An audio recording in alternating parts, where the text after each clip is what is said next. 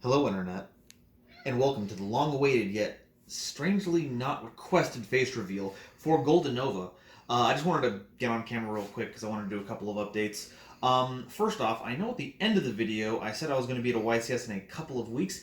It turns out that video production takes longer than I had expected. It's actually going to be tomorrow. I will be attending YCS Dallas. I'm only planning on being there the first day, but we'll see how things go. I don't actually go to a lot of side events, but depending on how things go, I'm playing it by ear, essentially. Um, on top of that, speaking of mistakes, the second part of this announcement is that I wanted to talk about some things that I missed in the video. It turns out whenever you overthink things, you tend to miss quite a few important details.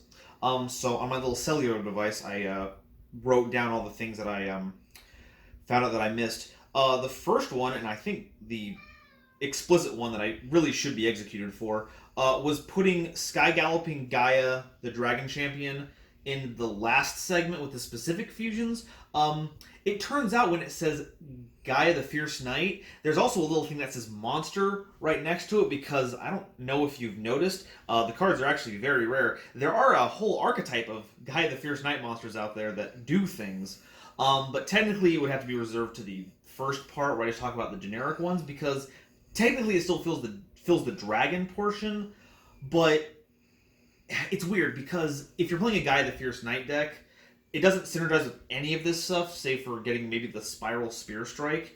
And if you're playing like Blackluster Soldier, which for some reason splashes like Gaia monsters have Blackluster Soldier effects, then it's not doing anything for you there. So it's still the same rating on that one. It's still absolutely awful. Um, Next was Elder Entity Norden. I figured I could skip that one because Konami has decided that this particular broken card isn't allowed in this format right now.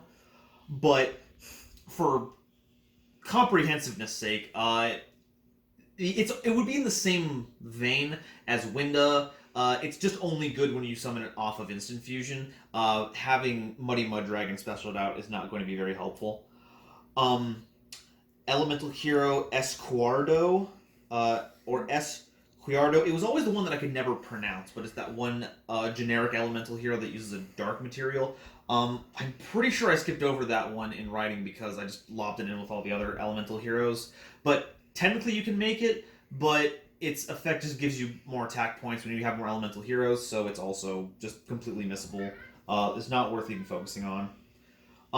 There were 3 invoked that I actually did not mention during the part where I was talking about invoked. I dropped Magalanica because it was part of the whole non-effect fusion monsters not counting for anything. I didn't put Cositas with the other ones that I mentioned. Even though Kaliga is probably one of the worst, it's technically not the worst. Having the Winda-like ability to limit attacks and effects is something that I think is actually largely underutilized, and I want to try to figure out how to make more use of, especially with combo, or people trying to find more ways to fight combo alongside the new Tin promos. But Cositas just... It's like having a super heavy samurai, but using the worst part of that monster, and then you staple targeting protection on it. I can think of a single water deck that needs something like that to fill out its strategy, as opposed to most light decks that might be rogue or just casually playable that could use effect negation. And lastly was Invoked Elysium. Technically you can summon it because it fills the monster summon from the extra deck requirement, but it's also in that same vein where you would also have to summon another Invoked to get the other material, and while that huge field banishing effect is outstanding, I still don't feel like that is particularly useful for all the work you have to build up to that one. Then there was Meteor Black Comet Dragon, another one that I just kind of completely glazed over.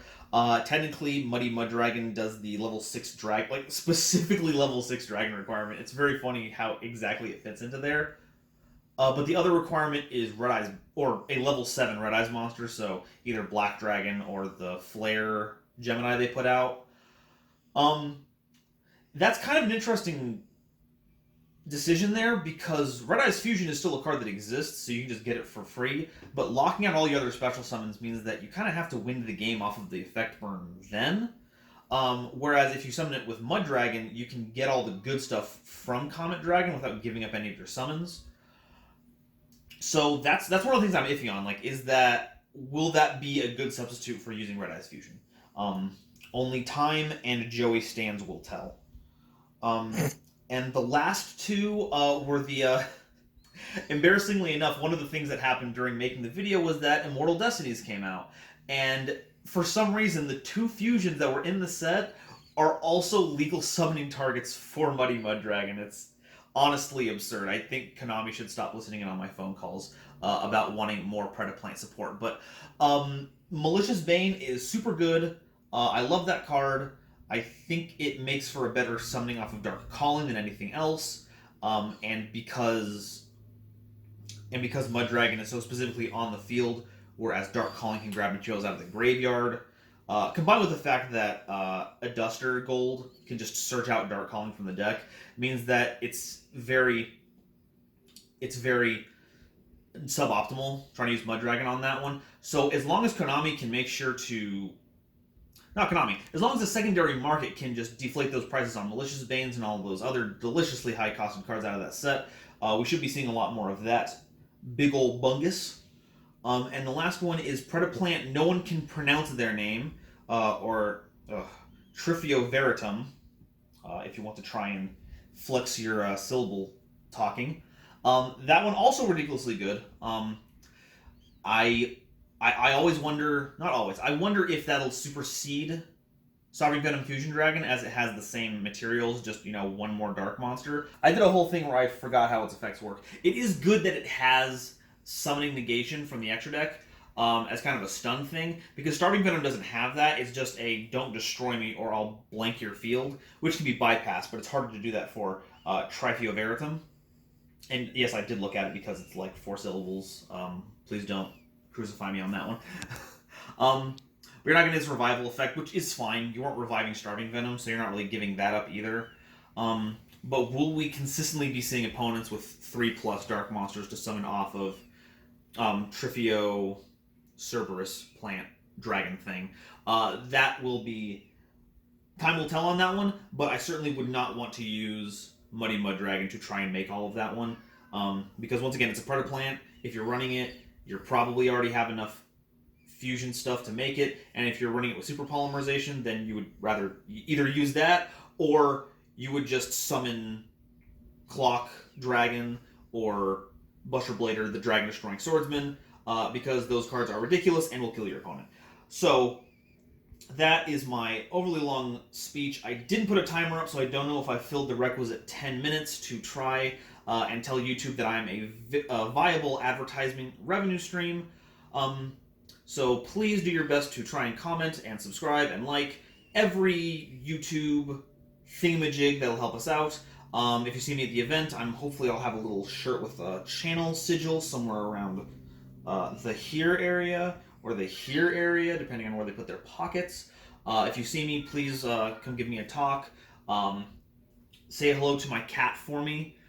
Through me, because Moby is constantly starved for attention, despite the fact that we love him very much. And I will see all of you after I drop Going X3 tomorrow. So take care. Bye.